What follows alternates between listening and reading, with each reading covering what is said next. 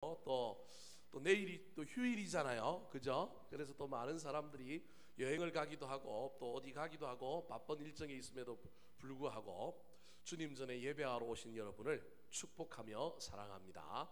여러분에게 하나님의 놀라운 은혜가 임하기를 소망합니다. 한번 따라 하실까요? 천사보다 못하게 하신 이유. 지금 우리가 히브리서를 살펴보고 있는데요, 제가 히브리서 강의를 하는 동안에 계속해서 반복할 게 이겁니다. 히브리서가 쓰인 배경이 뭐냐 하면 유대교에서 기독교로 개종했던 사람들이 있는데 이 사람들이 신학적인 혼란을 겪게 된 거예요. 자꾸 구약을 가지고 예수 그리스도를 해석해야 되는데 이들이 구약을 잘 아는 것 같지만 사실은 부분적으로 아는 거예요. 구약을 잘 알면 예수님이 이해가 돼야 되는데 사실은 이해를 못하고 부분적으로 알므로 말미암아 예수가 메시아 구세주로 이해가 안 되는 신학적인 혼란이 온 거예요. 뿐만 아니라 유대교에서 기독교로 개종하다 보니까 이 로마의 박해 이전에 누구 박해가 먼저 일어나기 시작했느냐 하면 기존의 유대인들이 예수 믿는 이 기독교인들을 박해하는 일들이 일어남으로 말미암아 이들이 흔들렸던 거예요. 그 흔들리는 사람들을 향하여 보내고 있는 편지가 히브리서인 거예요. 그래서 히브리서의 주제는 예수님입니다. 예수가 우리가 믿어야 할 대상이다. 예수가 우리의 구주다. 예수가 우리의 주인이다. 이 얘기를 이 히브리서 전체에 하려고 하는 거예요. 그러기 위해서는 이때 흔들렸던 유대교에서 기독교로 개종했던 사람들이 가지고 있었던 혼란을 하나하나씩 깨트려 줘야 될 필요가 있는 거예요. 그들이 가지고 있었던 신학적인 혼란 중에 하나가 천사 숭배 사상이었어요. 천사를 숭배했단 말이에요. 근데 그들이 앞만 봐도 예수보다는 누가 더 높아 보여요? 천사가 더 높아 보이는 거예요. 그래서 아니다, 1장에서는 예수님이 누구보다 더 뛰어나다? 천사보다 더 뛰어나다라고 하는 이야기를 한 거예요. 그리고 2장 1절부터 5절에서는 그러니까 너희들은 누구 말을 들어야 된다고요? 천사 말보다는 예수 그리스도의 말을 들으라는 거예요. 그게 2장 1절입니다. 우리 성경을 보고 화면은 안 나옵니다. 같이 한번 읽어볼까요? 2장 1절 우리가 누구의 말을 들어야 되느냐 하면 다른 말 들을 필요 없이 예수님이 우리에게 하신 말씀을 들어야 된다고 이야기하는 거예요. 2장 1절 시작. 그러므로 우리는 들은 것에 더욱 유념함으로 우리가 흘러 떠내려가지 않도록 함이 마땅하니라. 자, 흘러 떠내려간다는 말이 시험 드는 거예요. 그래서 다시 기독교로 되돌아가려고 하는 거예요. 그걸 안 하려면 우리는 들은 것에 더욱 뭐 해라? 유념해라. 말씀에 천착해라. 예수 그리스도의 말씀을 붙들고 살아라 그러는 거예요. 그런데 그 말씀이 온 경로가 지난주에 몇 가지가 있다고요? 세 단계가 있다 그랬어요. 첫 번째가 누구라고요? 주께서 하신 말씀. 자, 3절, 2장 3절 한번 읽어볼까요? 시작. 우리가 이같이 큰 구원을 등한시 여기면 어찌 그 보응을 피하리요. 이 구원은 처음에 주로 말씀하신 바요 들은 자들이 우리에게 확증한 바니.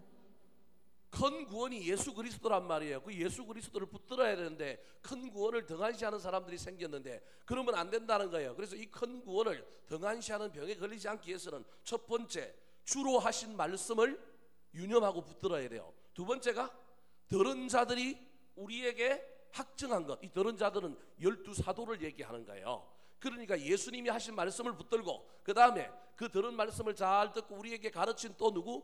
사도들의 말을 듣고 세 번째가 4절 말씀 같이 한번 읽어볼까요? 4절 시작. 하나님도 표적들과 기사들과 여러 가지 능력과 및 자기의 뜻을 따라 성령이 나누어 주신 것으로서 그들과 함께 증언하셨느니라. 자, 그러니까 보십시오. 예수님이 하신 말씀, 그 다음에 사도들이 하신 말씀, 세 번째는 누가 또 우리에게 말씀을 알려주느냐 하면 하나님이 알려주시는데 그 하나님은 다양한 방법으로 하신 거예요. 표적, 이적, 기사, 그 다음에 능력, 그 다음에 성령의 은사. 무슨 말씀이 이해되셨죠? 이 세 단계로 우리에게 주신 말씀을 붙들면 시험 들지 않고 흘러 떠내려가지 않는다. 유대교에서 개종한 사람들아, 다시금 예수가 더 뛰어나니 예수를 붙들으라. 그렇게 말하고 있는 거예요. 그럼에도 불구하고 오늘 5절부터 18절에는 여전히 풀리지 않는 숙제를 가지고 있는 이 유대교에서 개종한 기독교로 개종한 사람들의 숙제가 있는 거예요. 그 숙제가 무엇이냐 하면, 아니 그렇다면 왜 하나님이 예수 그리스도가 그렇게 구원주요 메시아라고 한다면 왜 그 하나님이 인간이 되셨는가? 이 유대인들의 관점에서는 하나님 영적인 존재 계급을 하나님, 그 다음에 누구요? 천사, 그 다음에 누구요? 인간이라고 하는 개념을 가지고 있는 거예요.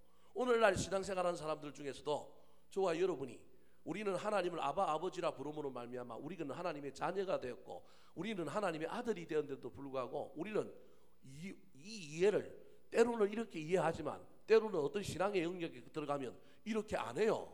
천사들이 성령의 어떤 감동을 받는 어떤 사람들이 우리보다 더 뛰어나다고 막 이 신유, 은사 이런 것에 막 귀신에 막 이상하게 반응하는 사람들이 있는 거예요.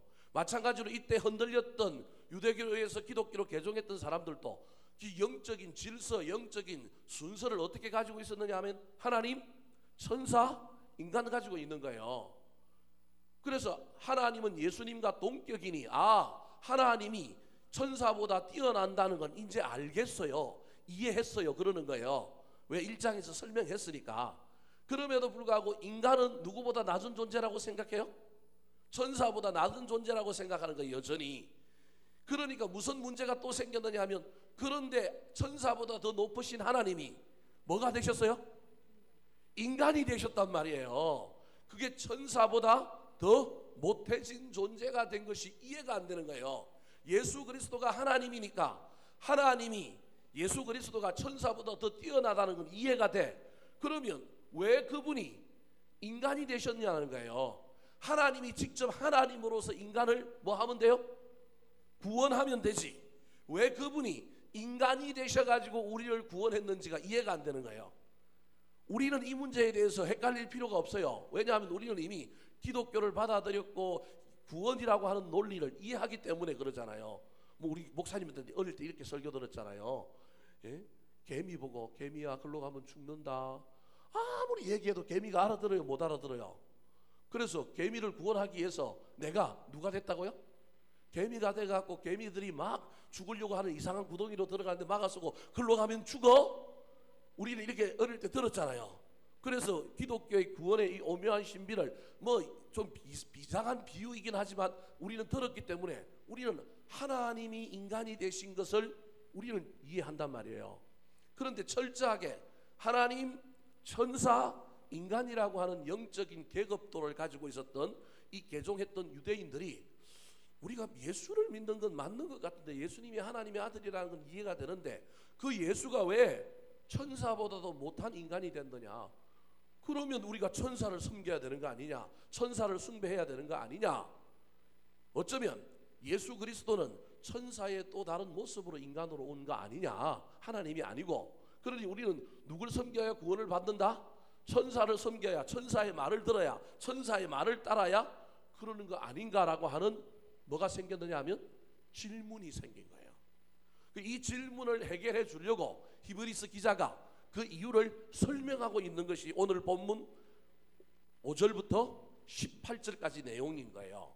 자, 7절과 9절 말씀에 천사보다 못하게 하신 이유가 있다라는 걸 잠시 보여주고 있습니다. 자, 7절 같이 한번 읽어볼까요? 시작. 그를 잠시 동안 천사보다 못하게 하시며 영광과 존귀로 관을 씌우시며 9절 시작. 오직 우리가 천사들보다 잠시 동안 못하게 하심을 입은 자 곧 죽음의 고난 받으심으로 말미암아 영광과 존귀로 관을 쓰신 예수를 보니 이를 행하심. 예, 자 거기까지요. 여러분 지금 유대인들 즉 유대교에서 기독교로 개종했던 사람들은 우리하고 지금 사고 체제가 다르기 때문에 우리 관점으로 이해하면 안 되고 이들은 이해가 안 되는 거예요. 왜 하나님이 중간 단계 천사라고 하는 단계를 뛰어넘어서 인간이 되셨는가? 그리고 왜 그 인간이 되신 하나님이 십자가를 졌는지에 대한 이 구원론에 대한 이해가 없는 거예요.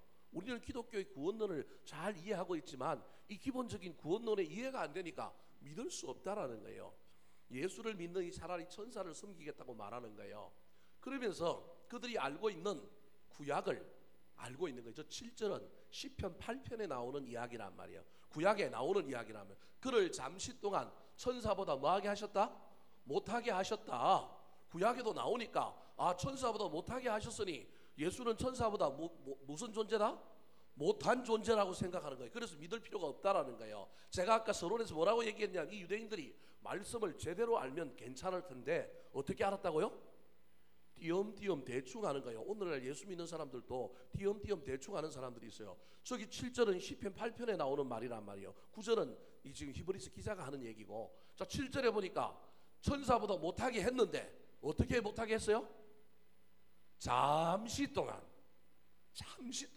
이건 이유가 있다라는 거예요. 어떤 의도가 있다라는 거예요. 잠시 동안 그랬다라는 거예요. 그러니까 예수가 잠시 동안 인간이 되셨지만 천사보다 못한 존재가 아니고 천사보다 우월한 존재라는 거예요. 그 다음에 뿐만 아니라 잠시 동안 천사보다 못하게 했지만 말은 어디까지 들어봐야 돼요? 끝까지 들어봐야 되잖아요. 늘 앞말만 듣고 그 말 하나만 갖고 오해하면 안 되는 거예요. 봐라, 성경에, 구약 성경에 천사보다 못하게 하셨다 그랬으니까 예수는 천사보다 못한 존재니 우리가 왜 그를 믿어야 돼? 이렇게 말하는 사람들 보고, 야, 말 좀 끝까지 좀 들어봐. 끝에는 뭐라고 얘기하고 있어요? 영광과 존귀로 뭘 씌웠다고요? 간을 씌웠다. 여기에 기독교의 오묘한 신비가 있다. 여기에 기독교의 비밀이 있다라고 지금 히브리서 기자가 설명하는 거예요. 그래, 맞다. 천사보다 좀 못하게 했지, 너희들의 사고의 체계에 의하면. 그러나 그렇게 하신 이유가 있다라고 지금부터 설명하는 거예요. 그 이유를 설명하고 난 다음에, 그러니 너희들이 천사를 섬길 것이 아니라 누굴 섬겨라? 예수 그리스도를 구주로 믿고 주인으로 섬겨라. 그렇게 이야기하는 거예요. 자, 그렇다면 왜 하나님은 유대인들이 이렇게 이해 안 되는 예수 그리스도를, 하나님의 아들 독생 성자를 천사보다 못한 인간으로 두셨을까요? 첫 번째 이유입니다. 따라 하시겠습니다. 구원의 창시자가 되게 하시려고. 자, 9절 말씀 먼저 한번 읽어볼까요? 9절입니다. 9절 시작. 오직 우리가 천사들보다 잠시 동안 못하게 하심을 입은 자, 곧 죽음의 고난 받으심으로 말미암아 영광과 존귀로 관을 쓰신 예수를 보니 이를 행하심은 하나님의 은혜로 말미암아 모든 사람을 위하여 죽음을 맛보려 하심이라. 자, 9절에 보니까 천사들보다 잠시 동안 못하게 하심을 입은 자가, 그 밑에 보니까 누구라고요? 예수라는 거예요. 예수. 자, 그 예수가 죽음을 맛보는 인간과 동일한 존재가 되었다는 거예요. 그렇게 하신 이유가 뭔지 10절에 설명하고 있는 거예요. 자, 10절 히브리서 기자의 첫 번째 대답입니다. 같이 한번 읽어볼까요? 시작. 그러므로 만물이 그를 위하고 또한 그로 말미암은 이가 많은 아들들을 이끌어 영광에 들어가게 하시는 일에 그들의 구원의 창시자를 고난을 통하여 온전하게 하심이 합당하도다. 자, 왜 천사보다 못하게 했느냐 하면 예수 그리스도를 구원의 뭐가 되게 하시려고? 창시자가 되게 하시려고 그랬다라는 거예요. 저 설명을 들어도 지금 유대인들은 이해를 못해요. 아, 왜 천사보다 못해야 구원의 창시자가 되는가? 하나님이 능력이 있으니까 구원하려면 어디서 구원하면 돼요? 하늘에서 구원하면 되지. 굳이 인간의 몸을 입고 구원을 해야 될 필요가 없지. 천사보다 더 뛰어난 존재니까 그냥 신으로서 누굴 구원하면 돼? 우리 인간을 구원하면 되지. 지금 구원론에 대한 이해가 없기 때문에 지금 이 논리에 누가 갇혀 있느냐 하면 이 유대교에서 개종한 이 사람들이 지금 헷갈리고 있는 거예요. 아니야, 잠시 동안이라고 했잖아. 이유가 있어. 이게 기독교의 신비야. 그렇게 설명을 하는 거예요. 구원의 창시자가 되려면 그럴 수밖에 없어. 그렇게 이야기하는 거예요. 여러분에게 제가 좀 놀라운 일을 하나 더 가르쳐주면, 우리 예수님이 십자가에 못 박혀 돌아가시고 난 다음에 그 다음에 부활하셨어요. 그죠? 부활하셨으면 예수님이 제자들하고 며칠 동안 있었어요? 40일 동안 있어요. 왜 40일만 있어요? 그냥 계속 그냥 계시면 되지. 그리고 40일 동안 있다가 그냥 어디로 올라가요? 성천에서 올라가요. 여러분, 이것에 대해서 여러분 의문을 품어본 적이 없어요? 왜 부활하신 예수님이 하늘나라를 가야 돼요? 집 준비하러. 뭐 그것도 맞는 말이죠. 우리가 장착할 집을 준비하러 가셨어요. 그렇게 이야기하고 있으니까. 근데 왜 그렇게 가셨느냐는 거예요. 그냥 제자들하고 있으면 안 돼요. 이제 제자들이 완전히 믿으니까 더 잘 가르치고 더 막 해갖고 제자들하고 교회 만들고 제자들하고 막 온 세계 다니면 안 돼요? 왜 그러셨을까요? 여기에 저와 여러분 이제 이게 이해하지 못하는 부분이 있는 거예요. 예수 그리스도의 구원의 구속사의 교리에 의하면, 구속사의 교리는 십자가를 지는 것만이 구속사가 아니고, 구원에 대한 온전한 이유는 온전한 이해는 어디까지냐면 이 구원, 구속이라고 하는 것에는 뭐도 포함되어 있느냐면 부활이 포함되어 있는 거예요. 뭐 우리가 부활하기 때문에 뭐 그런 것도 있지만 여러분 이게 지금 예수가 십자가에 못 박힌 건 구약의 제사를 그대로 신약에 차용한 거란 말이에요. 구약의 제사, 특별히 번제를 차용한 건데 번제는 어떻게 돼요? 죽어요. 그래서 뭐 해요? 태워요. 태워요. 그 다음에 뭐가 올라가요? 연기가 올라간단 말이에요. 예수 그리스도의 부활이 뭘 하는 거예요? 연기라니까요. 연기. 이렇게 이야기하면 제가 또 이단이 될 가능성이 많은데 여러분 이해를 잘 하셔야 됩니다. 구원이라고 하는, 구속이라고 하는 전 관점에 뭐까지 포함되어 있느냐 하면 부활까지가 포함이 되어 있는 거예요. 부활까지가. 번제를 태움으로 완전히 재간하고 태우는 이야기 속에 예수님이 십자가를 치셔서 죽는 것만이 아니라 죄물은 잡아서 죽이잖아요. 그럼 예수님이 십자가에 달린 것만으로 됐잖아요. 근데 구약의 죄물을 또 어떻게 해요? 잡아서 죽일 뿐만 아니라 뭐 해요?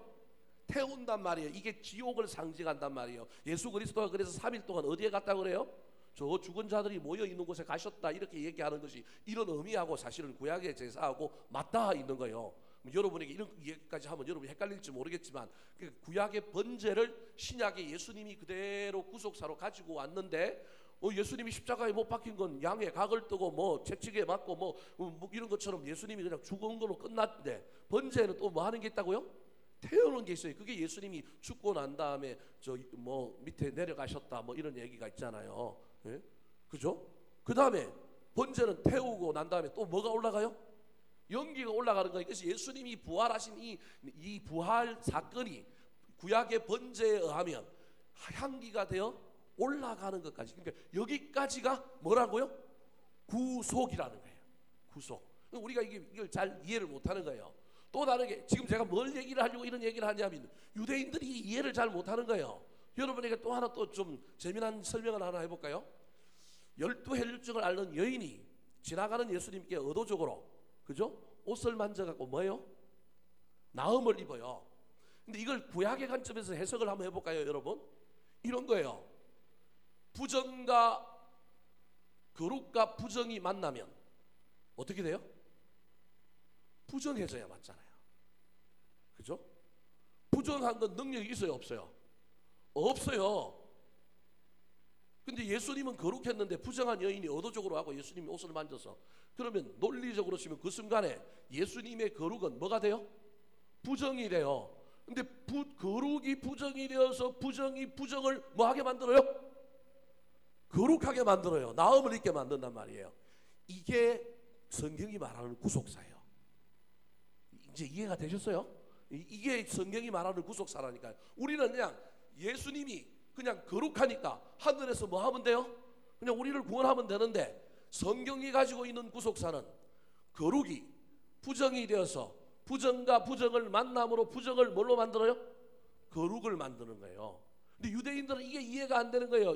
구약의 거룩이라고 하는 관점에서 보면 이건 말이 안 되는 거지. 유대인들의 정결법에 의하면 어떻게 거룩하고 부정하고 만나는데 이게 부정해지지. 근데 그 부정이 부정한 걸 뭐 어떻게 만들어요?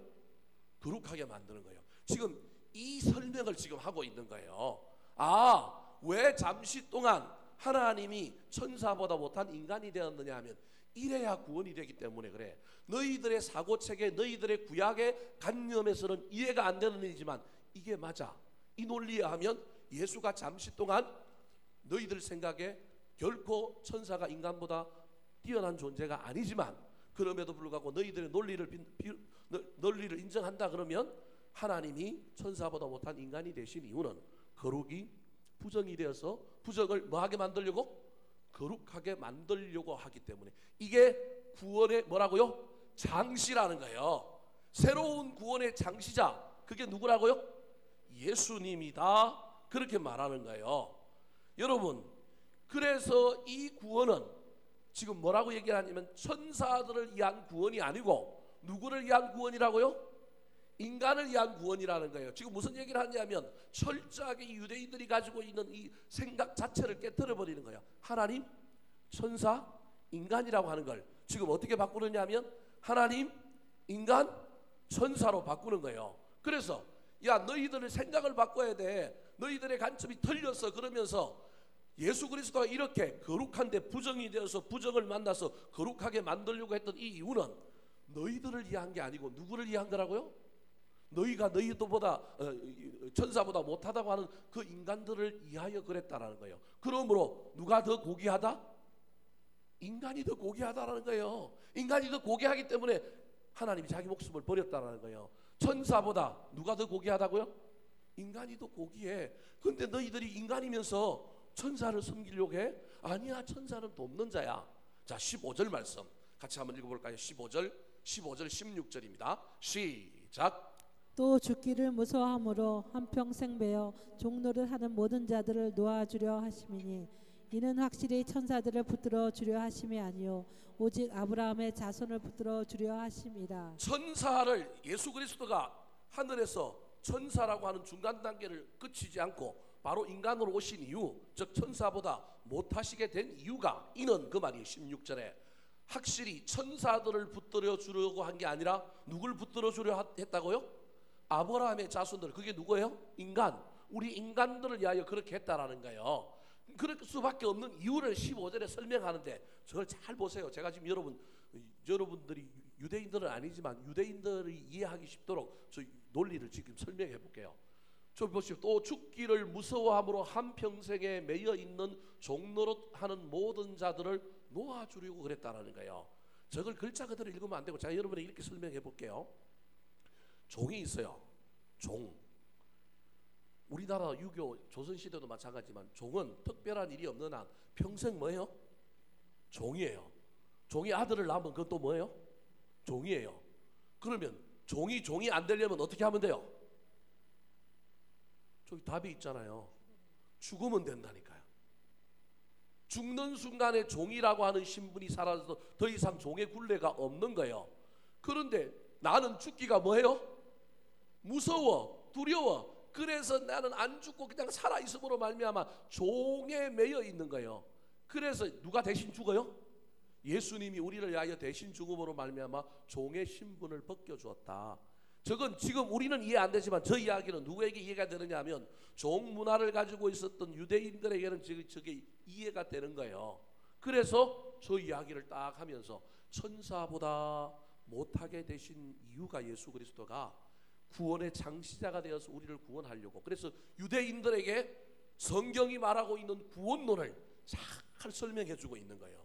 우리는 이 구원론을 이미 다 배웠기 때문에 이게 감동이 없지만 이 설명을 듣고 있는 유대인들은 지금 그렇구나, 구원은 이러는 거구나. 우리가 생각했던 구원은 하나님이 하늘에서 그냥 구원하면 되는 거지만 성경이 말하는 구원은 그게 아닌 거야. 내려오셔서 우리처럼 되셨어. 우리를 대신하여 누군가가 죽어야 되는구나. 그래서 독생성자 예수 그리스도가 동정녀 마리아 몸을 통하여 나와야 되는 이유가 우리는 다 알고 있잖아요. 기독교의 교리 중에 세상 사람들을 설명할 수 없는, 세상 사람들을 이해시킬 수 없는 것이 동정녀 탄생이란 말이에요. 그런데 우리가 그 교리를 굳게 붙들고 있는 이유는 이게 세상 사람들이 이걸 믿을 수 있어요? 생명이 태어났는데 누구 혼자 낳았다고요? 여자 혼자 낳았대. 남자가 간여했대요, 안 했대요? 여러분 그 말을 믿으실래요? 세상 사람들은 이게 이해가 안 되는 거예요. 그럼에도 불구하고 그래야 되는 이유는 뭐냐 하면 우리는 하나님이라면 못하실 일이 없지. 그죠? 하나님이라면 우리는 못하실 일이 없지. 그런데 그 교리가 있어야 되는 이유는 그래야만이 죄 없는 인간이 인간을 대신해서 죽어야 되는데 신이 우리를 위해서 죽으면 안 되고 누가 우리를 위해서 죽어야 돼요? 인간이 인간을 위하여 죽어야 되는데 그때 그 인간이 우리 죄를 대속하려면 뭐 해야 된다고요? 죄가 없어야 되니까 부정모혈, 유전적으로도 원죄가 없는 인간이 태어나야 되니까 독생성자 예수 그리스도가 동정녀 마리아에게서 태어나는 거란 말이에요. 그래서 이건 세상 사람들도 이해는 안 돼요. 그러나 우리는 이 교리를 믿는 것처럼 유대인들에게도 하나님이 천사라고 하는 중간 단계를 거치지 않고 인간이 되었다라고 하는 이 이해를 못하는데 이제 히브리서 기자가 아니다. 너희들이 순서를 바꿔야 돼. 천사는 인간보다 못한 존재야. 천사는 하나님의 도구일 뿐만 아니라 천사는 인간을 뭐하는 자냐면 돕는 자야. 우리는 하나님의 아들이야. 이 아들들이 우리가 되었던 이유는 예수 그리스도가 이 땅에 천사보다 못한 존재로 와서 우리를 이렇게 구원한 거야. 그러므로 천사보다 못하다고 생각할 것이 아니라 예수 그리스도를 천사보다 더 뛰어난 존재요, 우리 구원의 창시자이기 때문에 우리가 뭐 해야 된다고요? 믿어야 된다는 거예요. 이 얘기는 뭐냐면 믿음의 조상이 아브라함인 것처럼 구원의 창시자는 누구다? 예수 그리스도다. 우리가 믿음의 조상 아브라함을 숭배하고 아브라함을 본받듯이 구원의 창시자인 예수 그리스도를 우리 믿어야 하고 따라야 하고 주인으로 모셔야 된다라고 천사 숭배 사상에 젖어 있는 이 유대인들을 향하여 지금 이야기하고 있는 거예요. 두 번째, 왜 천사보다 못한 존재로 하나님께서 예수 그리스도를 이 땅에 보내셨을까? 따라하시겠습니다. 시험 당하는 자들을 능히 돕게 하시려고. 자, 사랑하는 성도 여러분, 저와 여러분이 이 성육신의 놀라운 이 구원의 교리를 잘 깨달아야 될 뿐만 아니라 우리가 하나님의 귀한, 천사보다 귀한 존재라는 걸 알아야 될 뿐만 아니라 더 하나 더 알아야 될 것이 예수 그리스도가 오늘 본문에서 천사보다 못한 존재로 이 땅에 오신 이유를 우리에게 설명하고 있는데, 그게 뭐냐 하면 예수 그리스도가 우리처럼 되어서 죽음을 맛보려 했다라는 거예요. 왜 죽음을 맛보려 했냐면 맛을 봐야 그 죽음이 얼마나 어려운지를 알고 누굴 도우려고? 우리의 고난의 현장에서 우리를 도우려고 그랬다라는 거예요. 자, 17절 18절 말씀 같이 읽겠습니다. 시작. 그러므로 그가 범사의 형제들과 같이 대심이 마땅하도다. 이는 하나님의 일에 자비하고 신실한 대제사장이 되어 백성의 죄를 속량하려 하심이라. 그가 시험을 받아 고난을 당하였은즉 시험 받는 자들을 능히 도우실 수 있느니라. 자, 저기 보십시오. 저 17절 상반절이 아까 천사보다 못하게 하심은이라고 하는 문구가 7절에도 나오고 9절에도 나왔잖아요. 근데 그 문구의 다른 말이 저 17절이에요. 그래서 오늘 본문에 천사보다 못한 이유를 3번 사실은 설명하고 있는 거예요. 제가 첫 번째로는 9절 가지고 구원의 창시자라고 하는 이야기를 했고요. 두 번째로는 저 17절을 가지고 18절을 지금 설명하는 거예요. 저 17절에 그러므로 그가 범사의 형제들과 같이 대심, 이게 천사보다 못한 존재가 되신 이유는, 그 이유가 18절에 뭐라고요? 그가 시험을 받아, 그 다음에 뭐라고요? 고난을 당해봄으로 말미암아 시험 받는 자들을 능히 뭐 한다고요? 도우시기 위하여 그렇게 되셨다고. 구원뿐만 아니라 뭐 하기 위하여 예수님께서 천사보다 못한 존재가 되시고 이 땅에 오셨느냐 하면 고난받고 시험받는 우리를 뭐 하시려고? 도우시려고. 여러분, 이 이야기는 오늘을 살아가는 우리에게도 위로가 되지만 지금 이 히브리서를 읽고 있는 이 시대의 사람들이 엄청난 위로가 됩니다. 지금 이들이 뭘 받고 있어요? 고난을 받고 있다니까. 이들이 지금 직면하고 있는 그 신학적인 혼란뿐만 아니라 뭐도 있느냐 하면 핍박이 지금 있는 거예요. 근데 그 핍박을 지금 뭐라고 얘기하냐면 너희들 핍박받고 있지? 그 핍박은 누가 먼저 받았어? 예수님이 먼저 받았어. 그걸 왜 받았다고? 너희들이 핍박받을 때 우리 예수님께서 인간으로, 하나님으로 핍박을 받은 게 아니라 인간으로 인간의 몸을 지시고 천사보다 못한 존재가 되어서 똑같이 고난을 당해봄으로 말미암아 그의 살아가는 백성들이 고난을 당할 때 뭐 하려고? 도우려고 그랬다라는 거예요. 만약에 하나님이 하늘에서 하나님으로서 딱 구원을 해버리면 나중에 너희들이 고난받을 때 하나님이 때로는 야, 고난 이겨, 힘들어 이겨, 그러면 신은 신이라서 한 번도 고난도 안 당해보고 무슨 그런 소리를 해요? 한번 당해보세요. 그러면 할 말이 없잖아요. 그게 아니라 하나님이 인간이 되셔서 우리 예수님께서 고난 당해봄으로 말미암아 때로는 고난 당하는 자들을 위로하고 힘도 주고 그러지만 때로는 뭐라고 얘기하냐면 야, 고난 이겨, 이길 수 있어, 한번 해봐, 그러기도 한다는 거예요. 그때 우리가 아니 고난 당해보셨어요? 안 당해보셨으면 말을 하지 마세요. 우리가 그럴 수 있다라는 거예요. 근데 예수님이 지금 뭐라고 얘기하냐면 아니야, 나도 뭐 해봤어? 고난 당해봤어.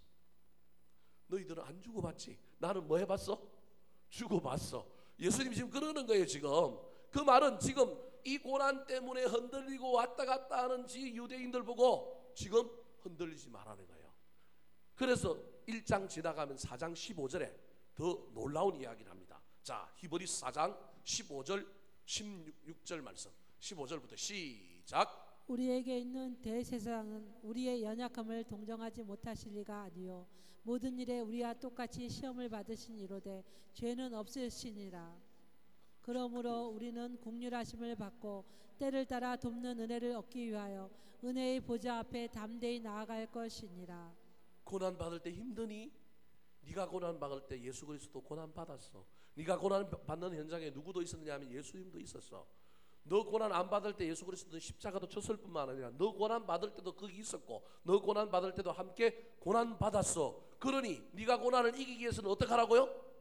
은혜의 보좌 앞으로 뭐 하라고요? 담대히 나아가라. 지금 헷갈리고 지금 신학적인 혼란뿐만 아니라 핍박 때문에 막 왔다 갔다 하고 막 흔들리는 유대인들아, 이때 너희들이 해야 될 일이 있어. 머리를 싸매고 막 의심하고 우리가 구약에서 배웠던 거하고 다르네 이러지 말고 더더욱 누구에게로 나아가라고요? 은혜의 보좌 앞으로 담대히 나아가라. 그래서 나중에 히브리서 가면 뭐 하기를 패하지 말라고요? 모이기를 패하지 말라는 거예요. 그럴수록 공동체에 나아가라. 그럴수록 거기 가서 은혜의 보좌 앞에 모여서 함께 기도하고 은혜 받고 다시금 이 고난을 이겨라 그러는 거예요. 사랑하는 성도 여러분, 지금 저와 여러분도 고난당하고 있는 분들이 있습니까?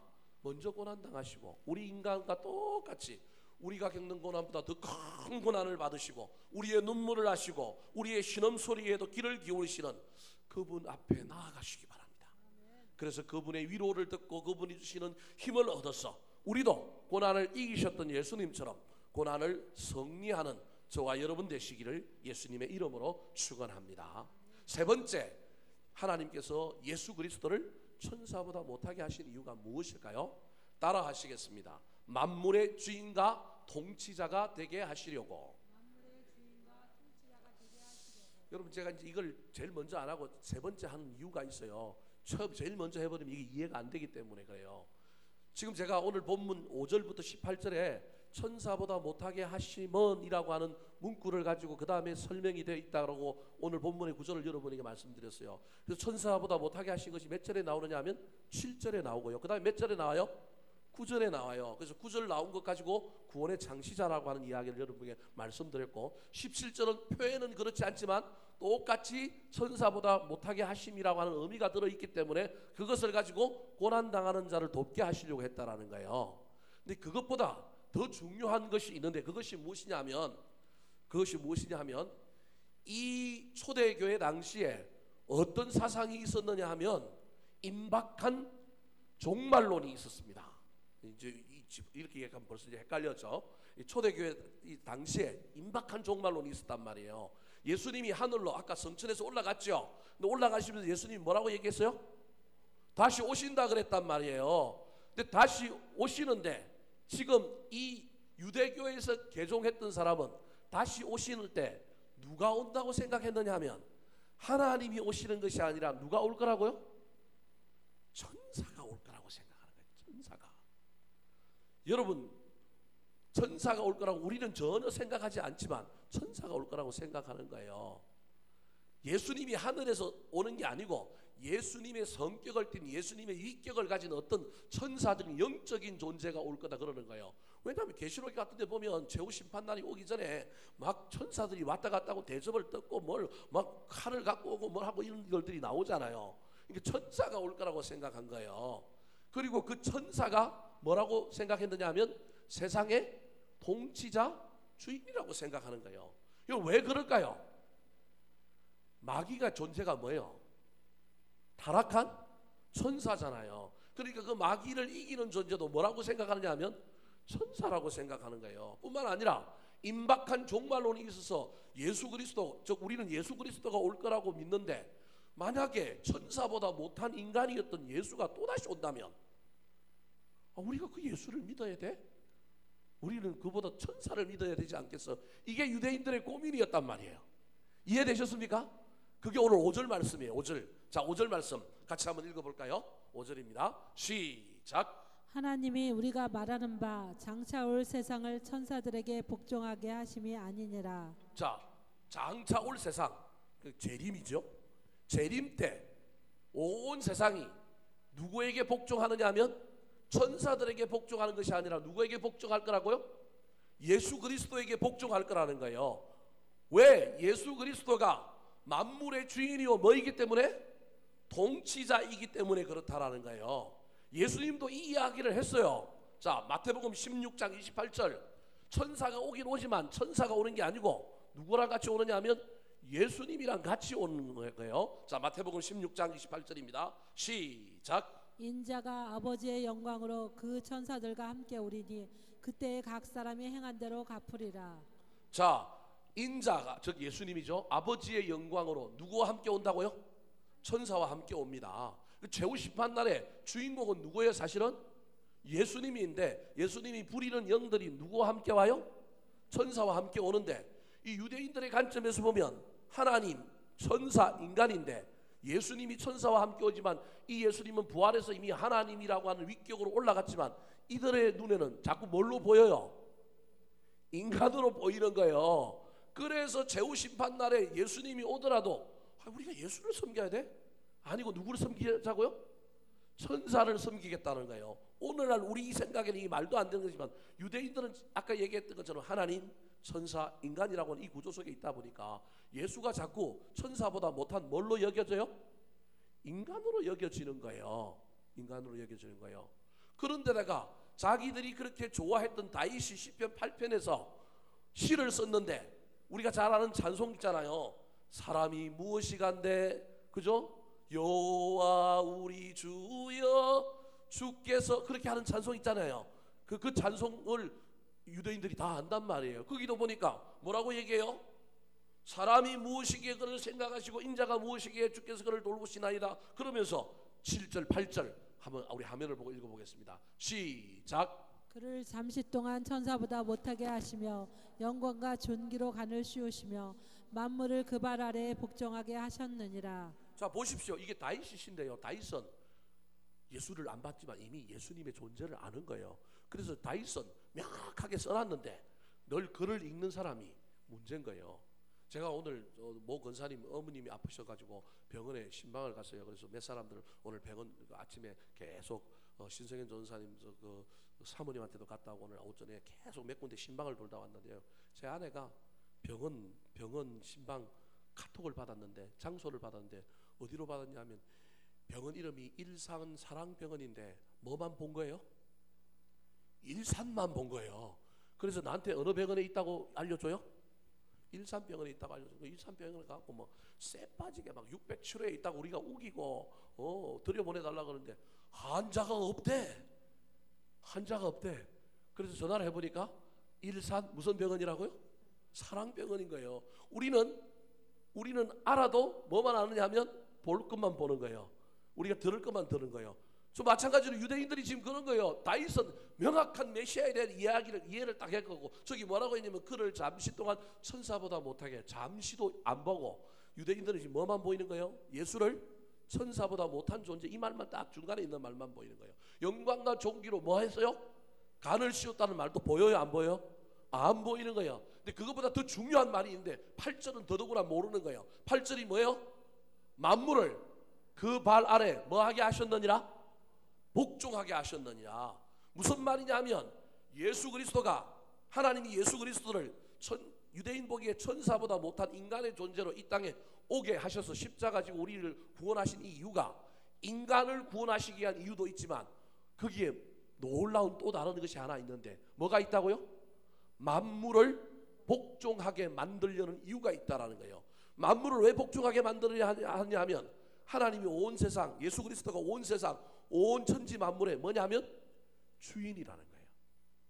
그럼 제가 여러분에게 이상한 설명을 하나 할까요? 주인에게 엄청 귀한 게 있어요.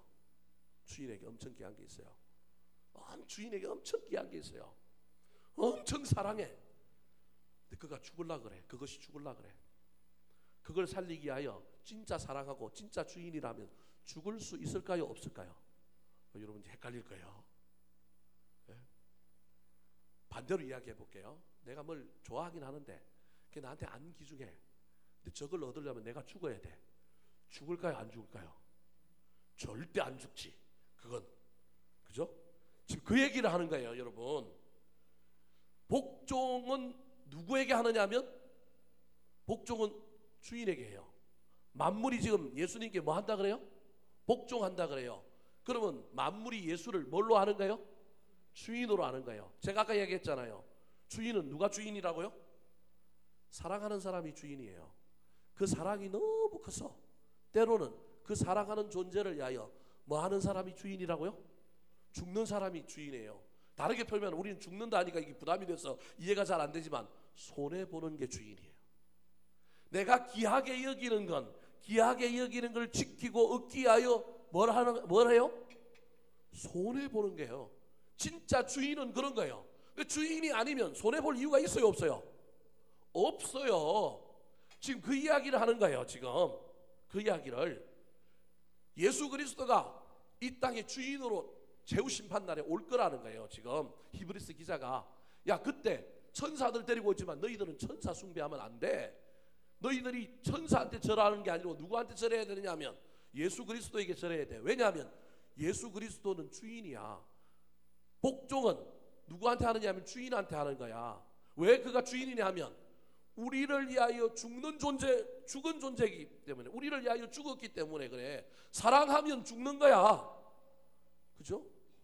부모들 중에 자식 사랑해서 뭐 하는 사람들 있어요? 죽는 사람들이 있잖아요, 여러분.